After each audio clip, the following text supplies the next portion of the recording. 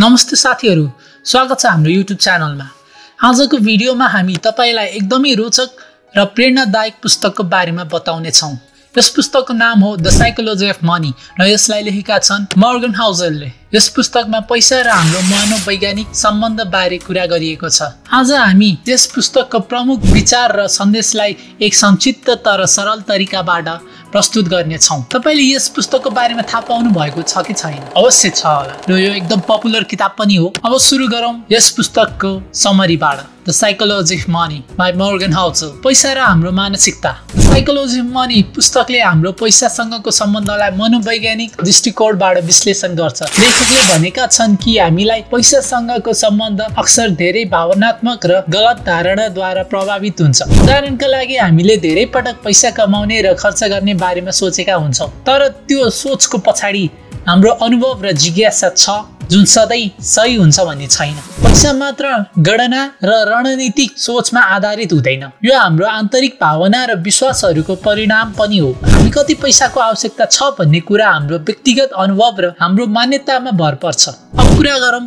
समृद्धिको परिभाषा, जुन यस पुस्तकको अभिन्न अङ्ग हो। पुस्तकमा समृद्धिको परिभाषा पनि गहिरो ढङ्गले छानबिन गरिएको छ। लेखक मर्गन हाउजलले भनेका छन् कि समृद्धि र सम्पन्नता सबैका लागि एउटै हुँदैन।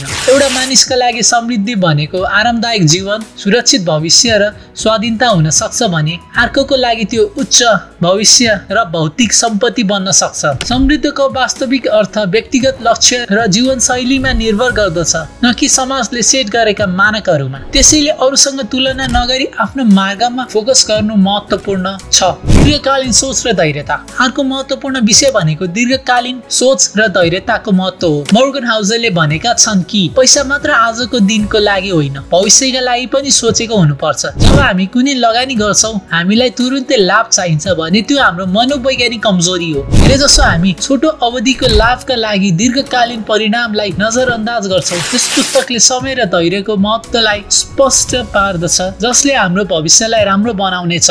जोखिम र अनिश्चितता। पैसासँगको अर्को गहिरो सम्बन्ध भनेको जोखिम र अनिश्चितता हो। हाउजलले भनेका छन् कि पैसा कमाउने प्रक्रिया यति सरल छैन। प्रत्येक व्यक्तिले जोखिम र अनिश्चिततालाई आफ्नो जीवनमा झेल्नु पर्ने छ। यसले हामीलाई पैसा कमाउने बारेमा नयाँ दृष्टिकोण दिन्छ। केवल सफ्ट रणनीति मात्र होइन, हाम्रो मनोविज्ञान र जोखिम सम्हाल्ने क्षमता पनि महत्त्वपूर्ण छ। पैसासँगको सही मानसिकता। मर्गन हाउजलले हामीलाई पैसासँगको मानसिकता सही बनाउनका लागि केही महत्त्वपूर्ण सुझाव दिन्छन्। सबैभन्दा महत्त्वपूर्ण कुरा भनेको विश्वास र आत्मनिर्णय हो। जीवनका विभिन्न परिस्थितिहरूमा हामीलाई पैसाको आवश्यकता पर्न सक्छ र पर्छ पनि, तर त्यो हामीले साँचो उद्देश्यसँग जोडेर मात्र सही तरिकाले खर्च गर्न सक्छौँ। पैसा सबैका लागि एक उपकरण हो जसको सही उपयोगले हाम्रो जीवनमा सकारात्मक परिवर्तन ल्याउन सक्छ। द साइकोलोजी अफ मनी पुस्तक हामीलाई सिकाउँछ कि पैसा केवल अङ्गहरूको खेल मात्र होइन, यो हाम्रो विचार र मनोविज्ञानसँग गहिरो सम्बन्ध राख्दछ।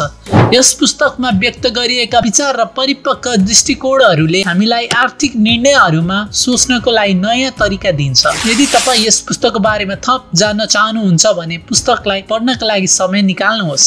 साथै तपाईलाई यो भिडियो कस्तो लाग्यो कृपया लाइक सब्स्क्राइब गर्न नबिर्सनुहोला भन्दै आजको भिडियो टुङ्गाउन चाहन्छु। म प्रज्वल र अर्को भिडियोमा फेरि भेटौँला। अहिलेको लागि जय नेपाल।